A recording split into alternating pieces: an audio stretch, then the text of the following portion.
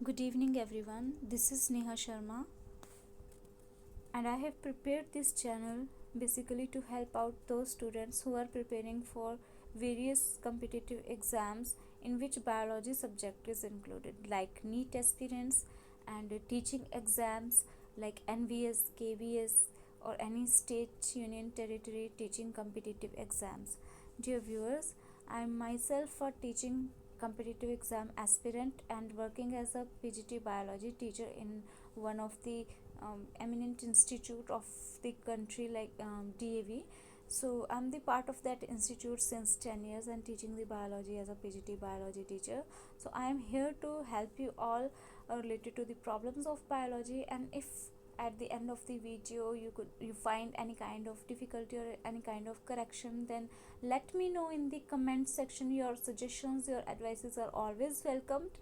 And other than that, if you find my videos useful for you all, then kindly do like, subscribe and share. So let's begin the very first video of my channel with the concept of DNA packing, which is packaging of DNA helix in prokaryotes and eukaryotes. So dear viewers, जैसा कि आपको मेरी screen पे यहाँ पे दिख रहा है कि सबसे पहले मैंने यहाँ पे डायग्राम में बन रखा है हमारे पास यहाँ पे डीएनए की हेलिक्स बन रखी है. Okay, so dear viewers, specifically जो यूकैरियोट्स होते हैं, यूकैरियोट्स में ये जो डीएनए की हेलिक्स होती है ये अकेली वहाँ पे प्रेजेंट नहीं होती है. लुक, हमारे पास हम लोगों ने आज दिन तक ये पढ़ा होता है कि एक सेल जो है उसके अंदर न्यूक्लियस प्रेजेंट होता है और न्यूक्लियस में जो है वो इस तरीके से डीएनए प्रेजेंट है. बट ये जो डीएनए है ये इतना मासिव स्ट्रक्चर है, इतना बड़ा स्ट्रक्चर है कि ये इतना ईजिली जो है वो इस एक सर्कल सिंपल से न्यूक्लियस में नहीं आ सकता. ओके, तो ये बिल्कुल इस तरीके से है कि हमारे पास जो है वो लाइक फूले हुए बलून्स हैं बड़े सारे, हमें उनको जो है वो एक जगह पे एडजस्ट करना है एक सूटकेस में. चिप्स के पैकेट्स हैं, हमको उनको एडजस्ट करना है एक सूटकेस में. तो but will be the better option, उसमें से हवा निकाल दी जाए, उसको टाइटली पैक कर दिया जाए. तो सिमिलर वे में हमारा जो डीएनए है इसको भी टाइटली पैक करने की कोशिश की जाती है. इस तरीके से इसको बिल्कुल टाइट कर दिया जाता है कि ये मतलब कि एक छोटे से स्फीयर में यहाँ पे एडजस्ट हो सके. तो इसको यहाँ पे टाइटली पैक करने के लिए, इसकी पैकिंग के लिए इसके साथ डाली जाती है प्रोटीन्स जिनको हम बोलते हैं हिस्टोन्स. तो ये डीएनए जो है वो इन हिस्टोन प्रोटीन्स के आप देख सकते हो इनके अराउंड जो है वो इस तरीके से सर्कुलेटेड है. ये यहाँ पे आप देख रहे हो ये स्ट्रक्चर है. एंड जब ये हिस्टोन प्रोटीन के साथ अटैच्ड होता है तो ये यहाँ पे क्या बन जाता है, न्यूक्लियोसोम. तो यहाँ पे डियर स्टूडेंट्स 1 और 2 मार्क के क्वेश्चन जो है वो बनते हैं. लाइक वेरी फर्स्ट क्वेश्चन यहाँ पे आपका बन जाता है कि यूकैरियोट्स के केस में जब डीएनए की पैकेजिंग हो रही है, in case of eukaryotes in the DNA packaging which of the following proteins are involve. तो वहाँ पे आपका फर्स्ट क्वेश्चन ये आ जाएगा कि कौन सी प्रोटीन्स होती हैं, हिस्टोन प्रोटीन्स प्रेजेंट होती हैं. सेकेंड क्वेश्चन आपका यहाँ से बन जाता है कि when histone proteins are attached with the DNA in eukaryotes, then that particular structure is known by which name. उस particular structure को क्या बोलते हैं. तो वो सेकेंड क्वेश्चन आपका यहाँ से आ गया. सेकेंड उसका जो पर्टिकुलर नेम होता है that one is nucleosome.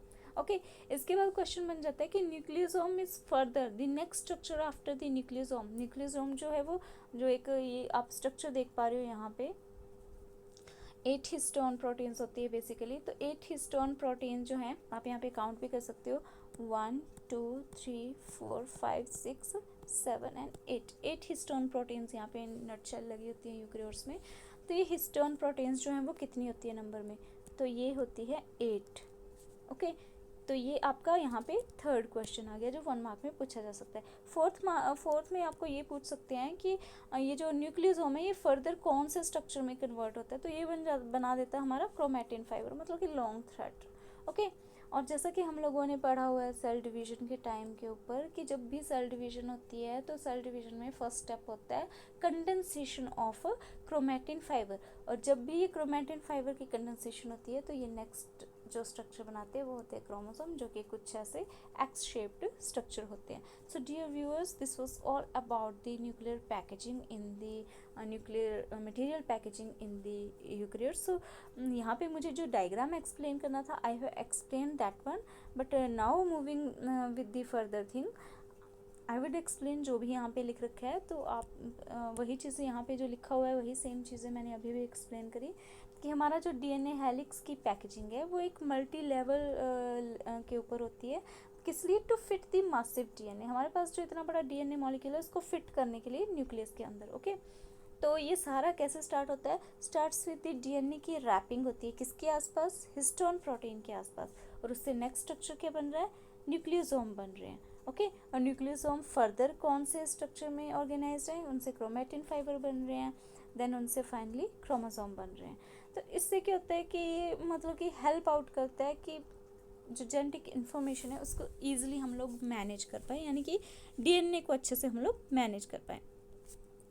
Other than this, यहाँ पे हमने हिस्टोन प्रोटीन्स की बात करी है, तो थोड़ा सा इसके ऊपर भी हम लोग रीड आउट कर लें।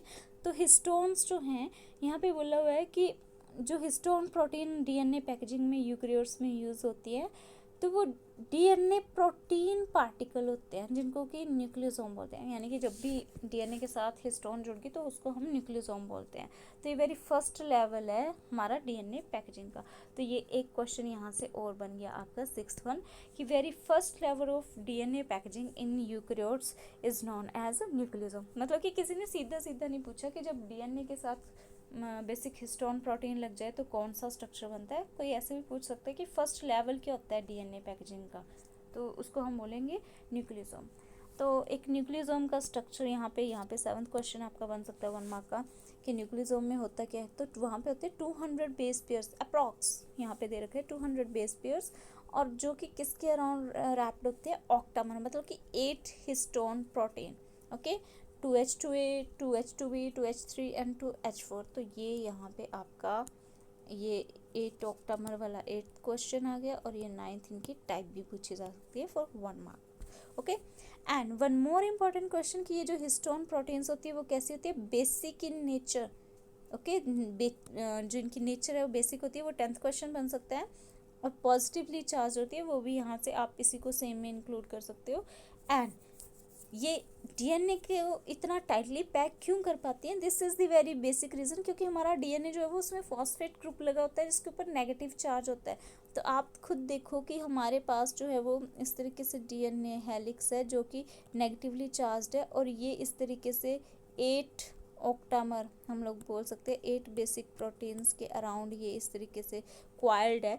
तो यहाँ पे ये नेगेटिवली चार्ज और ये पॉजिटिवली चार्ज, तो अटैक मतलब कि एक दूसरे को काइंड ऑफ अटैचमेंट इनकी यहाँ पे रहती है, तो इसलिए ये इतना जो है वो टाइटली बाउंड रहते हैं और एक छोटे से न्यूक्लियस के अंदर आ जाते हैं।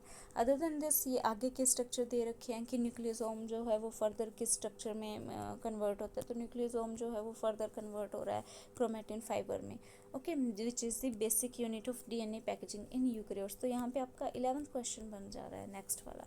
ओके, अदर देन दिस, यहाँ पे एक चीज़ बता रखी है कि ये जो क्रोमेटिन है, तो क्रोमेटिन में आपको यहाँ पे एक बार वीडियो ज़रूर दिखा दूँ अगेन फोटोग्राफ, कि हमारे पास ये डीएनए जब ये हिस्टोन के साथ लग गया तो इसको न्यूक्लियोसोम बोला, और न्यूक्लियोसोम से आगे वेरी फर्स्ट बेसिक स्ट्रक्चर बना chromatin fibre. This is the chromatin fibre, और इससे बनेंगे क्रोमोसोम। तो अब इसकी बात हो रही है, क्रोमेटिन फाइबर की बात हो रही है यहाँ पे। तो अगर हम इसकी तरफ आगे मूव करें तो ये जो फाइबर होते हैं ये 2 तरीके के होते हैं जिनको बोलते हैं यूक्रोमेटिन एंड हेट्रोक्रोमेटिन। तो ये भी कॉन्सेप्ट जो है वो इम्पॉर्टेंट है।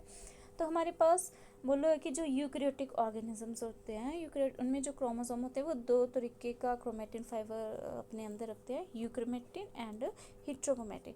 तो euchromatin means loosely packed active region. Active region means ये एमआरएनए की ट्रांसक्रिप्शन में, ठीक है, ये एमआरएनए ये ट्रांसक्रिप्शन में इजीली हम पार्ट लेते हैं, मतलब कि एक्टिव होते हैं, ट्रांसक्रिप्शनली एक्टिव। तो यहाँ से आपका 12th और 13th what ever the number was, एक 1 मार्क और क्वेश्चन बन रहा है कि आपका जो डीएनए यहाँ पे क्रोमेटिन मटेरियल 2 तरीके का है, तो उसके बीच में डिफरेंस क्या है और क्या फंक्शन है।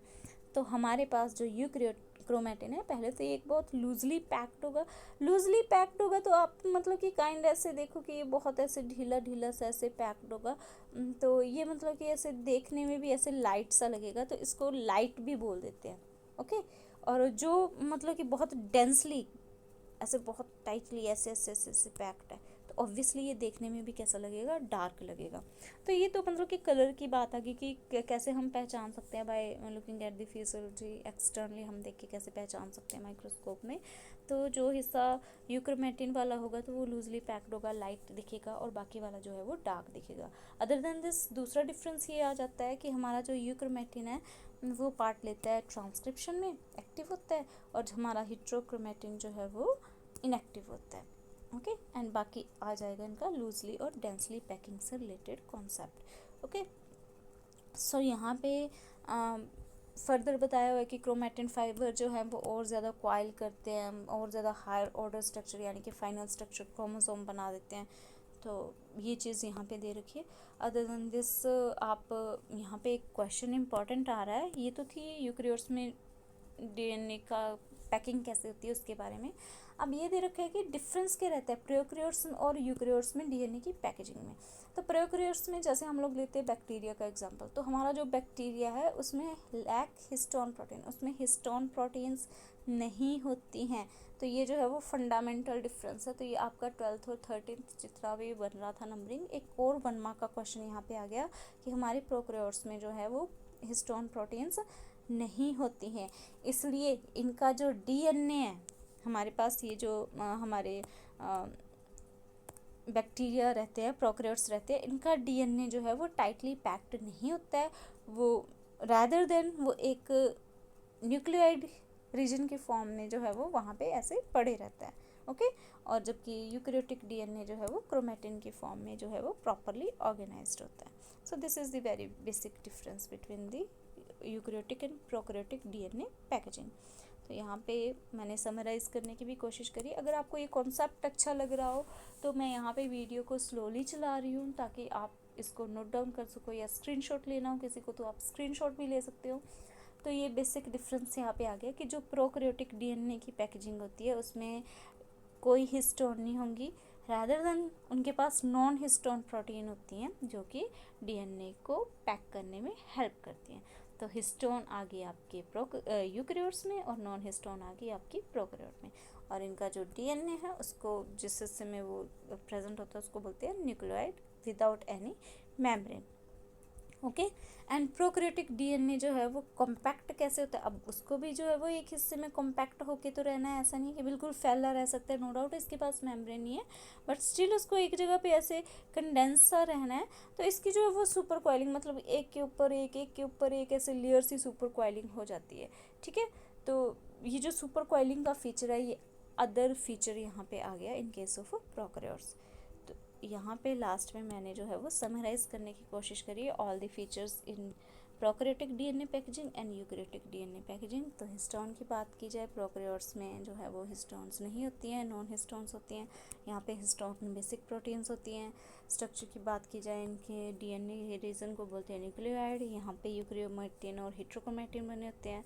कंपैक्शन की बात करें तो सुपर कॉइलिंग का कंसेप्ट अभी अभी हमने पढ़ा, और यहाँ पे जो है वो न्यूक्लियोसोम बनते हैं यानी कि DNA packaged with the 8 octamer histone proteins. So dear viewers, अगर आपको ये वीडियो हेल्पफुल लगी हो या इम्पोर्टेंट लगी हो then kindly do like, subscribe and share.